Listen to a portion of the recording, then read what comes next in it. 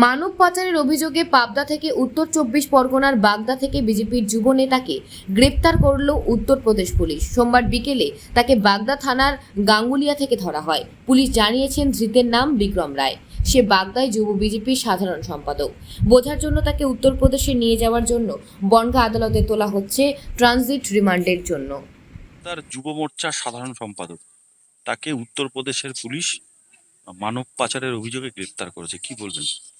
দেখুন, আমি গেছিলাম থানাতে, আমি উত্তরপ্রদেশ পুলিশের সাথে কথা বললাম। ঘটনা হচ্ছে, এর গাড়িতে এর টোটো চালায় ছেলেটি, গরিব ঘরের ছেলে, টোটো চালায়। উত্তরপ্রদেশেই না না না না, বাগদাতে, আষাঢ়ুতে, গাঙ্গুলিয়ায় বাড়ি, আষাঢ়ুতে টোটো চালায়। এখন ওর টোটোই প্যাসেঞ্জার উঠেছে, এক দুবার প্যাসেঞ্জার উঠেছে। এখন প্যাসেঞ্জার উঠে সেই টোটোর প্যাসেঞ্জার কোথায় গেছে ওর পক্ষে তো বোঝা সম্ভব নয়।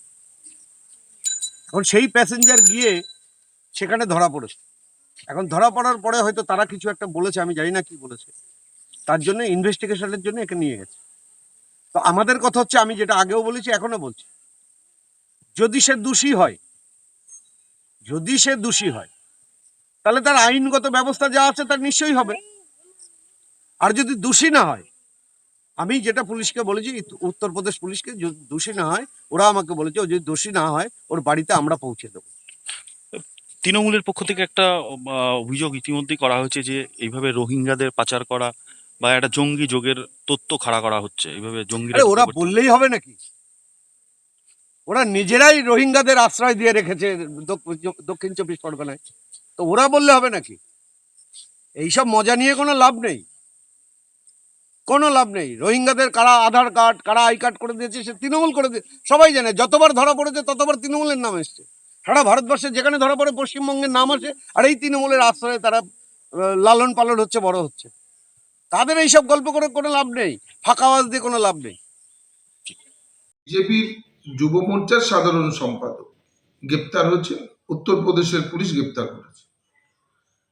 বর্ডার এলাকা দিয়ে আজকে রোহিঙ্গাদের প্রবেশ করিয়ে আই কার্ড, আধার কার্ড ভারতবর্ষের করে দিচ্ছে।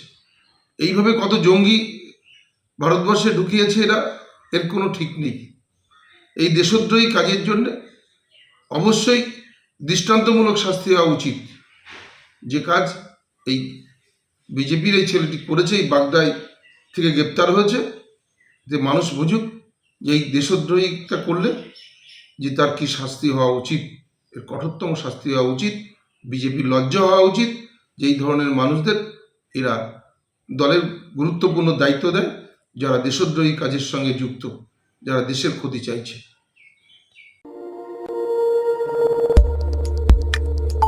আমাদের সাথে থাকুন এবং দেখতে থাকুন নিউজ প্রাইম টাইমস, আপনাদের সাথে, আপনাদের পাশে।